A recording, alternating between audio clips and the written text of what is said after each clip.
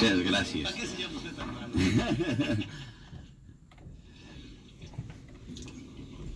Amar es lo que mejor sabemos hacer.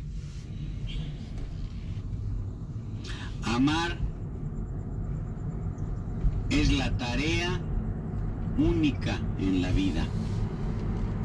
Y es lo que mejor sabemos hacer porque el amor es nuestra verdadera esencia.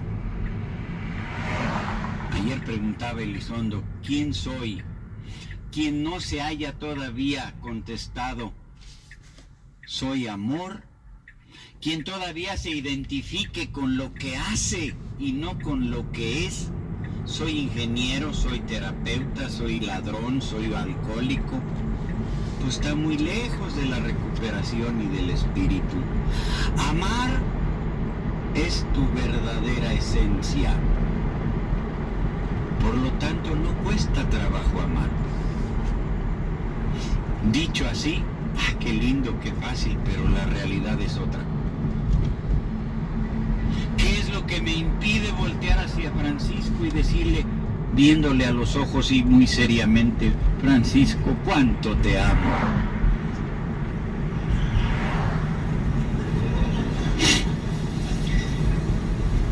Esa expresión que esconde exactamente a lo que me voy a referir, esa burla, ese sacar de onda, así con desparpajo, es temor. Lo que me impide ser verdaderamente yo es el temor. Por eso recurro al chascarrillo, por eso recurro al sentido doble de las palabras, ¿verdad? Para eludir ese compromiso de amar. Porque tengo un inmenso temor de que vayan a pensar que soy puto.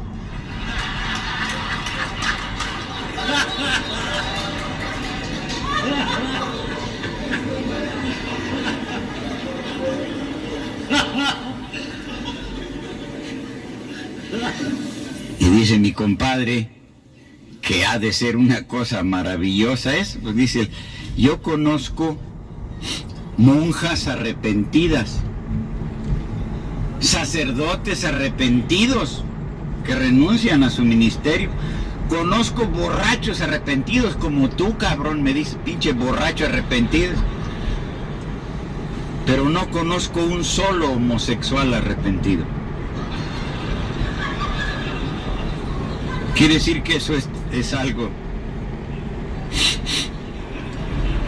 De tal manera que si fuéramos monedas troqueladas en el yunque de Dios, parece ser que nos hizo así, en el águila y sol, por un lado el amor y por otro lado el temor. Lo que pasa es que cuesta mucho trabajo descubrir ese mecanismo que nos permite ser yo y amar. Porque al menos en mi caso, como voy a ilustrarlo, el temor se vuelve tu segunda naturaleza. Y obedeces más a la fuerza del temor que a la fuerza del amor. Quizá como yo, muchos hayan tenido la experiencia. ¿Por qué crecí tan temeroso? Vale la pena explicar que temor y miedo no es lo mismo. No estamos hablando de lo mismo. Nos referimos al miedo cuando lo podemos ubicar objetivamente. Ahí hay un perro negro que me está ladrando y siento el golpe de la insulina, ese es miedo. Pero si estoy pensando aquí que afuera puede haber un perro negro que me va a ladrar, eso no es miedo. Eso es ya creación de mi mente y eso es temor. No existe el temor, no es algo objetivo, no es algo que tenga razón de ser. Sin embargo, se implanta en mi alma y dirige mi alma más poderosamente que el amor. ¿Cómo llegamos algunos a constituir esa segunda naturaleza. Yo crecí en un rancho de México, el norte de la República. Yo sé de las faenas del campo, yo sé de muchas cosas del rancho. En aquellos días, pues todavía la tierra era la fuente de riqueza y era la fuente de trabajo de el 90% de los habitantes del país, ¿verdad? México era un país rural. Estoy hablando de los 30, ¿verdad? Cuando muchos de ustedes todavía ni nacían. En esa época crecí yo. Eran las familias grandes, las casas solariegas, ¿verdad? Donde en corredores y vivía una familia y el tío Julián vivía en un lado y adelantito en la siguiente puerta era la entrada de la casa del tío Juanito y todos vivíamos ahí rodeando a los abuelos, ¿verdad? De tal manera que en las tardes, a las 5 o 6 de la tarde, que es cuando regresan los hombres del campo, ¿verdad? Las mujeres empiezan a trajinar ahí en las cocinas esas tan hermosas cocinas de México, ¿verdad? A menear las cazuelas, porque ahí vienen los hombres y los chiquillos empezamos a juntarnos por ahí en la cocina, porque los hombres suelen comer ahí en la cocina, ¿verdad?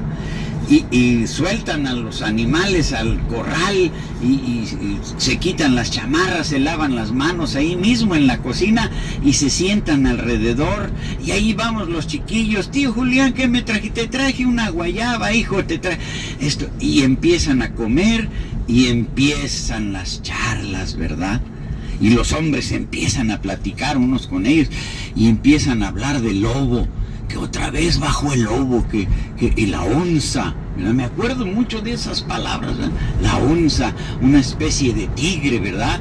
Que asolaba el ganado, ¿verdad? Se tragaba los cabritillos, los borreguitos, los perseguía, en fin, hacía destrozos. Y el lobo, me imagino que coyote grande, o a lo mejor sí era lobo, ¿verdad?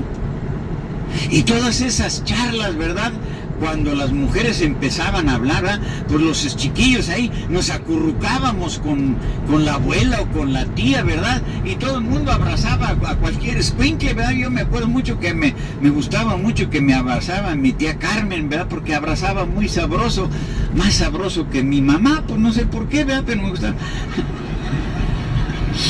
Medio, quién sabe cómo, ¿verdad? Y entonces empezaban a hablar las mujeres de la bruja, y que la bruja, y que otra vez, y que se chupó al niño de quién sabe quién, y que quién sabe qué tanto, ¿verdad? Todas esas leyendas, todas esas pláticas fueron construyendo la mente de un niño muy despierto como fui yo. Yo fui un niño muy precoz. Yo aprendí a leer y escribir a los 4 años. Yo ya sabía leer y escribir. Escribía mal, pues, pero escribía. Comprendí muchas cosas muy pronto, demasiado pronto para mí, ¿verdad? Entonces, una imaginación muy despierta, ¿verdad? No había... discúlpenme, a lo mejor voy a decir una burrada, pero no había esas mamadas de Walt Disney, ¿eh? Que al menos a mí me echaron a perder gran parte de mi espiritualidad, ¿verdad? A alguien se le ocurrió a los 11 años llevarme a ver una película de Walt Disney y resulta que era la sinfonía, la 9ª sinfonía de Beethoven, imagínense. Y ahora no puedo disfrutar de esa sinfonía porque inmediatamente veo elefantes y la chingada, porque pues sí, con la imaginación de ese güey yo me llené, ¿verdad? Pero lo que íbamos es esto, ese niño de imaginación tan despierta. Imagínense qué tan despierto era, que mi burrito Palomino, muchos de ustedes tuvieron bicicleta, no, qué pobre infancia con bicicleta, chinga. Hubieran tenido burrito como yo, chingao. ¿Eh? Mi burrito Palomino que me llevaba a la escuela y lo soltaba, y se iba por ahí en los prados y luego entonces íbamos a la escuela mañana y tarde, ¿verdad? Y a las 12 iba yo por mi burrito y a jugar con los muchachos y desde entonces ya le empecé al negocio. Yo cobraba 2 centavos, había unas monedotas así de cobre de a 2 centavos la vuelta en mi burrito, ¿eh? Todo el mundo pensaba que iba yo a terminar como dueño de 500 autobuses, pero no, pues, desafortunadamente nada más soy bueno para gastarme la lana, pero no para ganarla. Todas esas leyes que fueron cayendo, ¿verdad? Intempestivamente, inopinadamente en el alma de un pequeño niño, pues yo creo que contribuyeron a crear ese clima de temor que después vino a ser presa en mi vida, ¿ya? Porque ya después, un poquito más grande, a los 8 o 9 años, ¿ya? Teníamos que caminar de aquí al prado que está aquí enfrente, ¿verdad? Al pozo, y se necesitaba agua. En el rancho a las 8 es nochísimo, pues ahí se acuesta uno con el sol, ¿verdad? Porque hay que levantarse con el sol también, de tal manera que imagínense de esas noches oscuras. Me imagino que a las 9, máximo a las 10 de la noche, ¿no? Ándale, Luis, ve por un viaje de agua. No, ni madres. No. Arriesgando a la madriza, ¿verdad? Entonces viene esa otra cosa que es como el ¿cómo diría yo? Como el pegamento para el alma, ¿verdad? Y que es algo que muy pocas veces vemos entre nosotros. Hablamos de culpa, de angustia, de eso, pero nunca hablamos de vergüenza. Y quiero decirles que la vergüenza es el cacahuatito del adicto, ¿eh? Todo lo que hace el adicto es precisamente para cubrir esa la vergüenza. A mí me daba muchísima vergüenza cuando me decían, chacho, cobarde, collón. Collón era la palabra que utilizaban allá en el norte. Yo sentía mucha vergüenza de esa imagen, decía yo, sobre todo porque pues en mi familia hubo muchos militares, ¿verdad? Tengo un hermano chiquillo que es conocido ahí en Toluca como Juanito, Juan el Loco le dicen, y es terriblemente violento ese hombre, ¿eh? Por las buenas te da hasta sus hermanas el güey, pero por las malas es un diablo, ¿no? Y es coronel y no sé, pues de toda la vida empistolado y todo, ¿verdad? Es más chico que yo y ese me despertaba en la noche, ¿verdad? Manito, ¿qué cosa, hombre? No puedo dormir. Pues cuenta borreguitos. No, yo no quiero contar borreguitos. ¿Y por qué no puedes dormir? Es que hoy no me peleé. Porque es hasta con los perros se peleaba, hijo de la... Cuando no imagínense, y así era toda mi familia, gente violé. Y yo me daba miedo ir a sacar agua del pozo, ¿verdad? El temor. Así fui creciendo y para mí el primer contacto con el alcohol fue una revelación. Yo encontré la maravilla de maravillas en el alcohol. La primera vez que por ahí en una fiestecilla del rancho, seguramente porque era por ahí de los 11, 12 años, ¿verdad? Algún bailecillo por ahí, ¿verdad? Y yo con las ganas, pero terribles ganas de acercarme a aquella muchachita de los ojos arcos, hermosa mujer, y quedarme viendo como idiota, ¿verdad? Pero sin saber hacer nada, ¿verdad?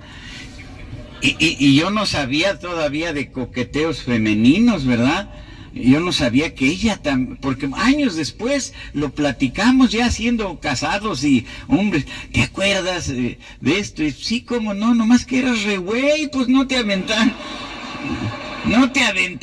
hombre. Le preguntaba yo, bueno, ¿y con quién te casaste? Con fulano, con ese pendejo. ¿Y por qué? Dice, pues fue el único que me pidió 20 veces, güey. tú y tu bola de amigos nomás a la primera se desilusionaban, güey, pues era para darles que le entraran con ganas y no, era miedo, temor más que estamos en el temor, ¿verdad? Y de repente pasar por ahí una persona con una cubeta y unos jarritos y no, ustedes no. ¿Cómo que no? Sí, sí también. ¿Qué es Cuba? ¿Qué cosa es? Es Cuba, es para los grandes, ¿no? Ha de ser algo bueno. Vamos a la Cuba. ¿Eh? Y por ahí con las sobrinas del jarrito y a juntar un jarrito, 2, 3 tragos y como decía Francisco, primero se te calienta el gañote, bueno, ni que fueras pollo, ¿verdad? Pero la garganta, luego el estómago y luego todo lo demás. Maravilloso mundo que se abrió nada más al tercer trago. Inmediatamente, ¿verdad? Dejé de...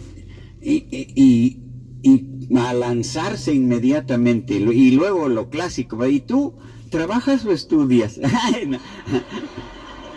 No, todavía no era tiempo de eso, ¿no? Pero... ¿qué me iba yo a atrever a tocarle las manos? Que me moría por tocarle un dedo. Y en ese entonces ya... y terminaba, ¡ay, quítate! Ya hazte para allá, deja de estarme besuqueando y todo. ¿Es que no te gusta? Sí me gusta, pero hueles feo, ¿eh? Pues alcohol. Pasan los años, pero no se me olvidó ese descubrimiento. Pasando los años después, ya muchos años, pude entender cuál era el efecto que yo buscaba en el alcohol. Efectivamente, el alcohol me ayudaba a deshacerme de esa segunda naturaleza y me volvía amoroso, cariñoso, como era, como realmente soy. Pasando los años, también, pues crecí, todo esto, llegué a beber muchísimo, ¿verdad? Y volví a hacer contacto otra vez, a entender cuál era el beneficio para mí del alcohol y a buscarlo desesperadamente, a dejarlo ir. Quizá como a mí me pasó alguna vez, llegaron con eso que se llama cruda a la cantina, ¿verdad? Y ya saben el estado emocional, que nada más se cae un alfiler y ya está uno brincando, ¿verdad? Y alguien se te queda viendo y ¡ay, en la madre, no, hijo de... Llegas a la cantina y sírveme una... ¿De qué vas a querer? De lo que sea, güey, pero ya... Échame, pronto, ¿verdad? A las 11 de la mañana sin nadie ahí en la cantina, ¿verdad?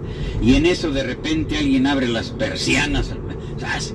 Y es un gigantón así como mi amigo Chicho, ¿no? Es yo, güey, sin decir nada, ¿verdad? Vestido de negro, así con un pinche bultote por acá, ¿verdad? Y parado en la puerta. Hijo de la... Ya me vio este güey. Y me está viendo, Ay, Dios mío, no. Y las bototas, ¿verdad? Ahí viene. Y se... temblando, sudando, ¿verdad? Amar es terrible. Ay, hijo de la mano, no vaya a ser. Ay, qué bueno, ya se pasó. Ay, ya va para el migitorio, ¿no? Ya, ay, qué bueno, hijo de... Apúrate, güey. 2 tragos y la primera, ¿no? Otra, lo misma, güey. Pero ya calientito, ¿verdad? Ya, en eso ya salía el hombre aquel. Ya llevaba yo la segunda, ¿no? Y que por el espejo, verlo. Pues, grandote, no está el hijo de la chingada. Es así, hija de su pinche madre.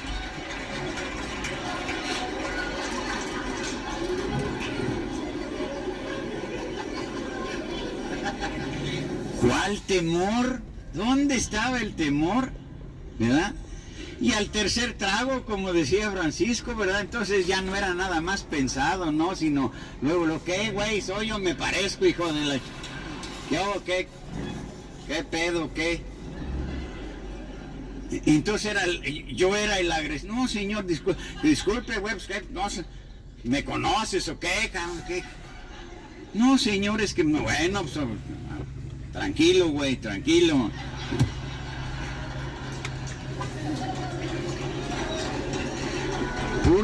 Puro temor, recuerdo perfectamente. Ahora ya, después de esto, ese era el recurso que yo utilizaba en el alcohol, nada más que yo no lo sabía, no había esa conciencia en mí. El temor es como un río subterráneo, ese hilo terrible que va cosiendo tu alma y va transformando, ¿verdad? No se advierte.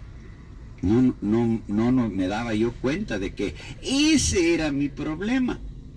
El temor engendra, entonces, el temor parece ser que es el primer producto del ego. No nacemos con un ego, el medio nos hace responder a esa realidad de allá afuera a través del ego, a través de los recursos del ego. El ego es un instrumento para sobrevivir, pero llevado a extremos como el del temor, ¿verdad? Pues nos impide vivir, en lugar de ayudarnos a vivir, se convierte en una carga, en un dominio, en lugar de en un aliado.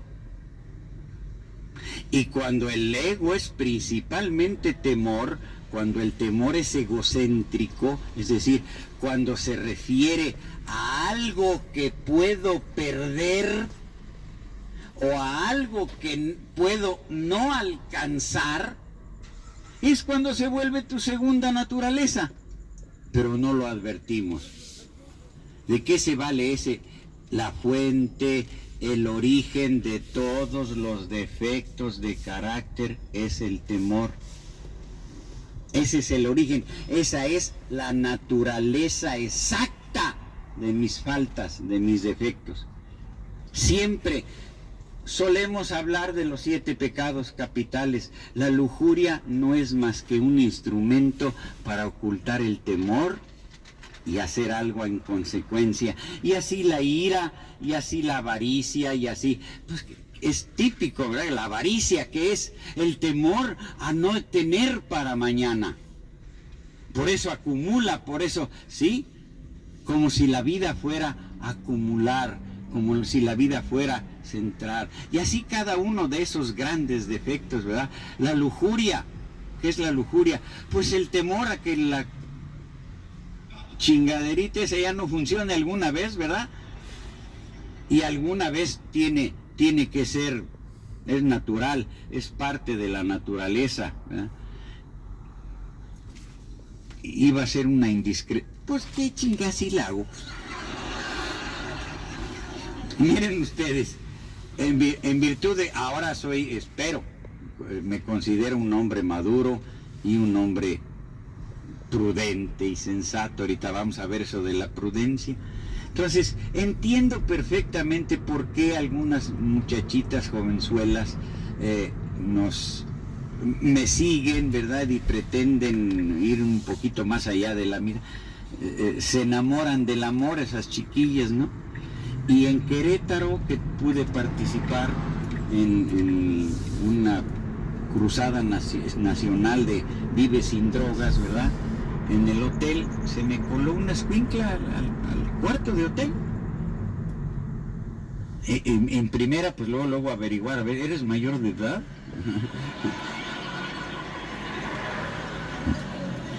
Tengo 18 años. Ajá. Ah, bueno. Pero ya desnuda en la cama. Y yo, pues, ¿y ahora qué hago? Bien. Sí, pues es natural, ¿no? Nada más que hay me digo, yo tengo un solo problema. Me dije, ay, no vayas a tener sida, hija de ella. No, ¿cuál es tu problema? Es que soy virgen.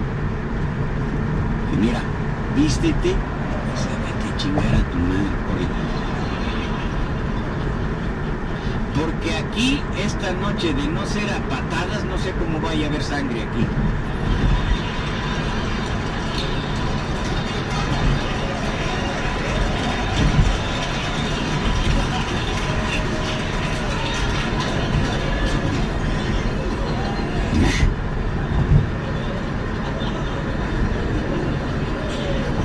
Quiero entender ver esto ya no como producto del temor, sino como producto de la prudencia.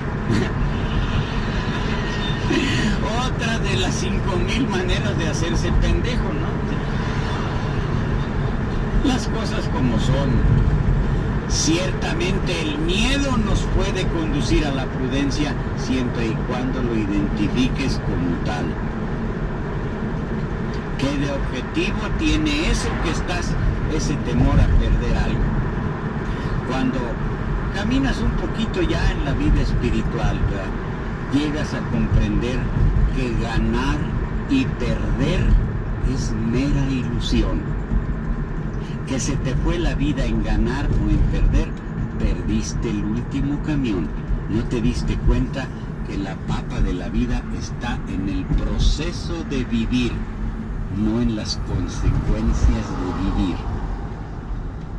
Eso hay que entender. Ganar o perder es pura ilusión.